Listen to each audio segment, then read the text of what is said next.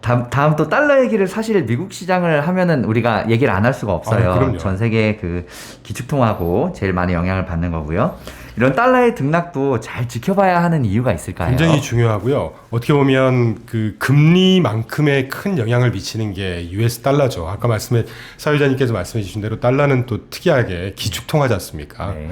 그리고 미국이라는 나라는 우리가 패권이라고 부르는 이유가 있는 거잖아요. 그 나라의 통화, 그 나라가 가고자 하는 어떤 경제나 뭐 외교 분야의 방향에 따라서 전 세계에 영향을 받기 때문에 뭐 굳이 US 달러가 왜 중요하냐는 설명을 드려도 되지 않을 것 같고, 예를 들면 이제 주식시장에도 환율이 미국 달러가 비싸지게 되면 여러 가지 요인이 있겠죠. 미국 경제가 좋아지기 때문에 펀더멘탈하게 반영을 해서 US 달러가 비싸지는 경우도 있겠지만, US 달러는 특이하게 기축통화이기 때문에요. 뭐 경제 위기나 어떤 사회적인 위기가 미국에서 발생을 했느냐, 미국 외에서 발생을 했느냐에 상관없이 전 세계가 불안해지게 되면 가장 안전한 걸 찾을 거지 않습니까? 맞습니다. 그게 플라이트 퀄리티라고 해서 안전자산 선호 현상이잖아요. 그러니까 이게 기축통화의 장점이 그런 거예요. 2008년도에 서브프라임 위기라는 것도 미국의 부동산 버블이 붕괴되면서 미국에서 시작을 했는데, 그 이후에 미국 S&P 500, 미국 경제 근 20년 가까운 시간 동안 내내 상승했습니다. 그러니까 이게 기축통화국, 다시 말하면 패권국의 어떤 뭐 우수성 또는 장점? 장점이죠. 예, 그렇죠. 그래서 환율을 당연히 지켜봐야 되는 것이고, US 달러가 아까 다시 돌아가서 미국 달러화가 비싸졌다는 얘기는 미국 경제 펀더멘털이 탄탄하다는 얘기일 수도 있지만, 뭔가 미국을 제외한 다른 나라에서 불안 요소가 있다라는 생각도 그런 반영을 할 수도 있는 것이고, 그렇다 보면 미국 달러가 비싸진다는 얘기는 미국을 제외한, 예를 들어 우리나라만 예를 들어보죠. 우리나라 주식시장은 보통 흔들흔들 변동성이 높아집니다. 근데 US 달러가 최근처럼 US 달러가 싸지면 이제 약간 그런 그 정상적으로 돌아간다는 차원에서 보면 미국 외의 주식시장, 미국 외의 경제 성장은 좀 괜찮아지는. 그러니까 중요한 것은 어떤 통화든지 그 통화에 영향을 미치는 건 두 가지인 것 같아요.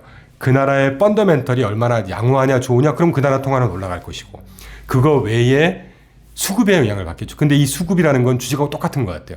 투자 심리, 어떤 외부성, 이런 것들에 따라서 그 심리가 불안해지거나 어떤 뭐 지정학적인 리스크가 있다거나, 이렇게 되면 그 나라의 통화는 좀 더 떨어지는 요건이 있겠죠. 근데 공교롭게 미국은 이 두 가지 다 키를 갖고 있는 나라죠. 아무래도 유리한 포지션에 있는 나라. 그럼요. 예. 네, 그래서 이제 국내 주식이냐 미국 주식이냐 국내 주식이냐고 따질 때는 뭐 그런 어떤 우수성 또는 유리한 점이 분명히 미국 US 달러에 있다는 것이고, 미국 US 달러가 떨어지고 오른 거에 따라서 우리나라 코스피 원화 뭐 EU 뭐 모든 나라 통화가 US 달러에 다 연결이 되어 있기 때문에, 그거 하나만 봐도 전 세계의 어떤 그 펀더멘털이든 그 나라의 어떤 뭐 지정학적인 리스크든 여러 가지 리스크가 어떤 식이 되겠구나 하는 거는 대충 감이 잡히지 않겠습니까?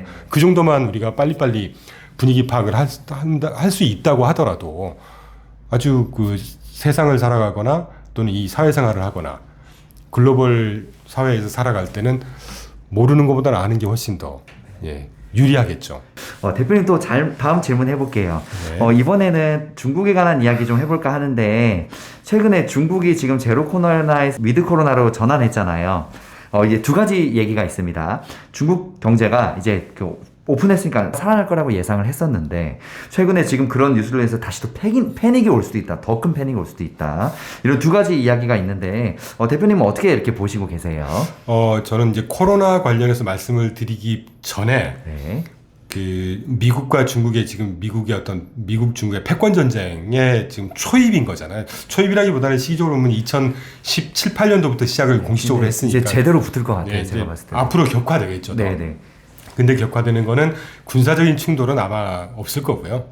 이제 거의 경제 전쟁, 자본 전쟁이 되겠죠. 네, 자본 전쟁. 그래서 이제 우리나라 같은 데가 되게 좀 의도치 않게 자의반 타의반 피해를 많이 가장 직격하게 보고 있는 나라가 될 거고, 앞으로도 쉽지 않을 것 같다라는 생각을 하고 있는데, 일단 그 차원에서 먼저 좀 말씀을 드리면, 제가 그 12번 슬라이드를 좀 갖고 왔는데요. 이거 제가 만들어 놓고 뿌듯하더라고요. 여러분, 1989년도에 천안문 사태가 있었죠. 천안문 사태는 민주화의 그 열망에서 생긴 사태가 아닙니다.